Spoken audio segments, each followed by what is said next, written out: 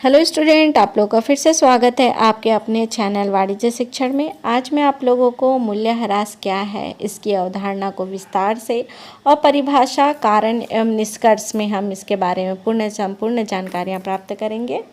तो इसी तरह से वाणिज्य से संबंधित जानकारियाँ प्राप्त करने के लिए वीडियो को लाइक और चैनल को सब्सक्राइब करना ना भूलें। और मूल्यह्रास को बहुत ही अच्छे से समझते हैं। चलिए आइए, ताकि क्योंकि यह वाणिज्य से का बहुत ही महत्वपूर्ण विषय है। इसके आधार पर ही हम वाणिज्य को और उससे संबंधित कार्य को अच्छे से समझ सकते हैं।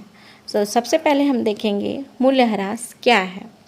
मूल्यह्रास वह प्रक्रिया है जिसमें किसी स्थायी संपत्ति के मूल्य में समय के साथ उपयोग, टूट फूट, तकनीकी परिवर्तन या अन्य कारणों से स्थायी और क्रमिक कमी आ जाती है। यह कमी लेखांकन की भाषा में व्यय मानी जाती है और लाभ हानि खाते में दर्ज की जाती है।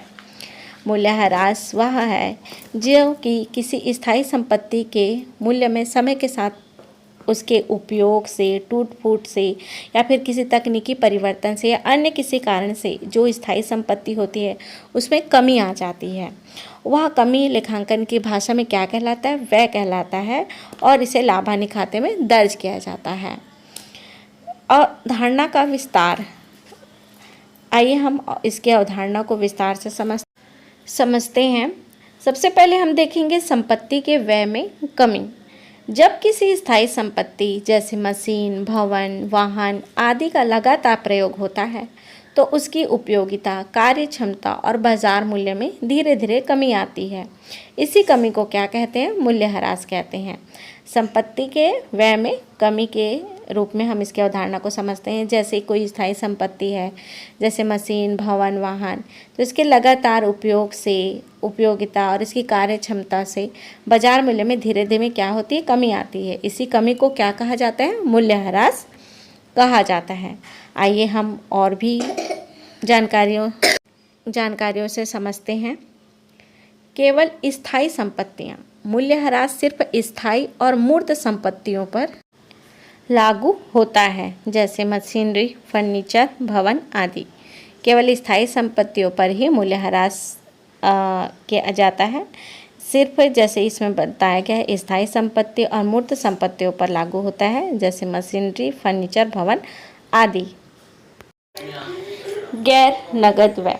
मूल्यह्रास नगद खर्च नहीं है, बल्कि यह संपत्ति के मूल्य में कमी को दर्शाती है, जिससे लाभ हानि की सही गणना की जा सके। गैर नगद व्यय, यह नगद व्यय खर्च नहीं है, बल्कि यह स्थायी संपत्ति के जो मूल्य में कमी दर्शाती है, जिससे लाभ हानि की सही गणना की जा सके। लेखांकन में महत्व।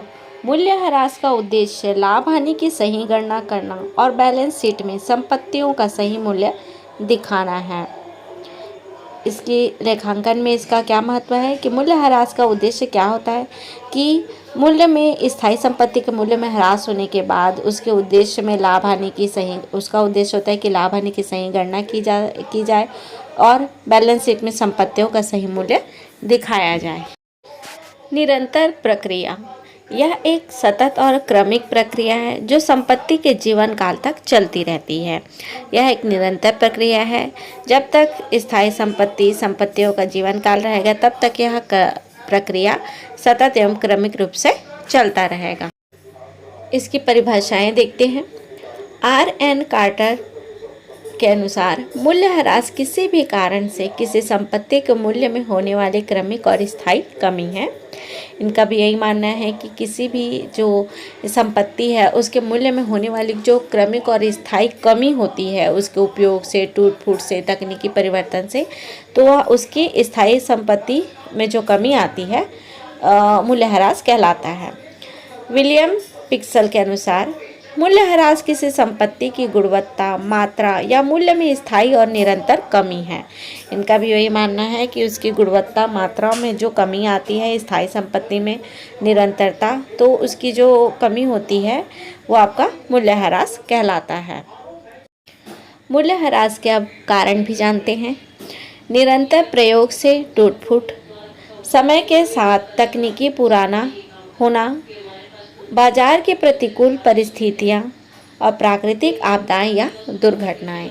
मूल्यह्रास के ये सब कारण होते हैं कि किसी स्थायी संपत्ति में उसके मूल्य में कमी आती है। उसका कारण यह है कि निरंतर उसके प्रयोग से स्थायी संपत्ति में जो टूट फूट होती है, समय के साथ तकनीकी में जो तकनीकी का पुराना होना, बाजार के प्रतिकूल परिस्थितियों का हो जाना, प्राकृतिक आपदाएं या दुर्घटनाएं, इन सभी के कारण मूल्यह्रास ये के कारण होते हैं।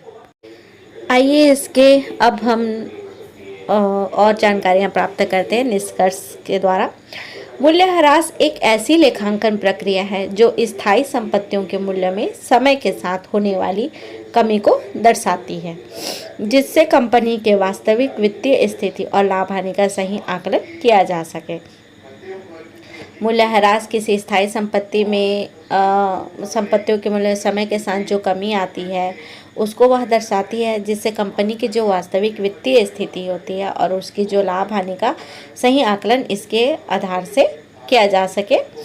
तो इसी तरह से वाणिज्य संबंधित जानकारियाँ प्राप्त करते रहें। वीडियो को लाइक और चैनल को सब्सक्राइब करना ना भूलें, ताकि वाणिज्य से संबंधित ऐसी ही महत्वपूर्ण जानकारियाँ आप लोगों तक कंटिन्यू पहुँचती रहें।